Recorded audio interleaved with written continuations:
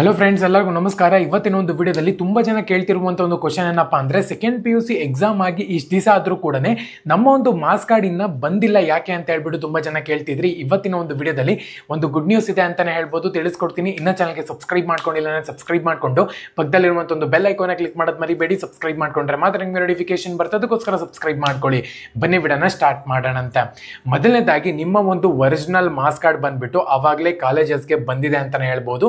ನೀವು ಇವಾಗ ಹೋಗ್ಬಿಟ್ಟು ಸೆಕೆಂಡ್ PUC ನ ಒರಿಜಿನಲ್ ಮಾರ್ಕ್ಸ್ ಕಾರ್ಡ್ನ ಕಾಲೇಜಲ್ಲಿ ಹೋಗಿ ಇಸ್ಕೋಬೇಕಾಗುತ್ತೆ. ಸೊ ಯಾರೆಲ್ಲ KCET, ನೀಟು ಮತ್ತು ಬೇರೆ ಬೇರೆ ಒಂದು ಕೋರ್ಸ್ಗಳಿಗೆ ಮತ್ತು ಡಿಗ್ರಿಗೆ ಅಡ್ಮಿಷನ್ ಆಗ್ತಿದ್ದೀರಾ ಅಂಥವ್ರು ಎಲ್ಲರೂ ಕೂಡ ಒರಿಜಿನಲ್ ಮಾರ್ಕ್ಸ್ ಕಾರ್ಡ್ನ ಕಾಲೇಜ್ಗೆ ಸಬ್ಮಿಟ್ ಮಾಡಿ ಮತ್ತೆ ಅವರ ಒಂದು ಕೆಲಸ ಆದಮೇಲೆ ಇಸ್ಕೊಂಡ್ಬಿಡ್ಬೇಕಾಗತ್ತೆ. ಯಾವುದೇ ಕಾರಣಕ್ಕೂ ಒರಿಜಿನಲ್ ಡಾಕ್ಯುಮೆಂಟ್ಸ್ನ ಕೊಡಕ್ಕೆ ಹೋಗಬೇಡಿ.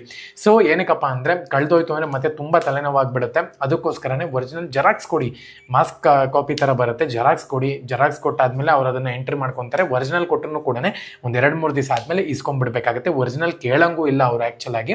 ಸೊ ಇಸ್ಕೊಂಡ್ಬಿಡಿ ಆರಾಮಾಗೆ. ಸೊ ಇವಾಗ ನಿಮ್ಮ ಒಂದು ಸೆಕೆಂಡ್ PUC ನ ಒರಿಜಿನಲ್ ಮಾರ್ಕ್ಸ್ ಕಾರ್ಡು ನಿಮ್ಮ ಒಂದು ಕಾಲೇಜ್ನಲ್ಲಿ ಕೊಡ್ತಿದ್ದಾರೆ. ಪ್ರತಿಯೊಬ್ಬರು ಕೂಡ ಹೋಗಿ ಇಸ್ಕೋಬೇಕಾಗತ್ತೆ. ಸೊ ಎಲ್ಲರಿಗೂ ಕೂಡ ಆಲ್ ದ ಬೆಸ್ಟ್. ಈ ಒಂದು ಅಪ್ಡೇಟ್ ತುಂಬ ಜನಕ್ಕೆ ಯೂಸ್ ಆಗುತ್ತೆ ಅಂತ ಅನ್ಕೊಂತೀನಿ. ಜೈ ಹಿಂದ್.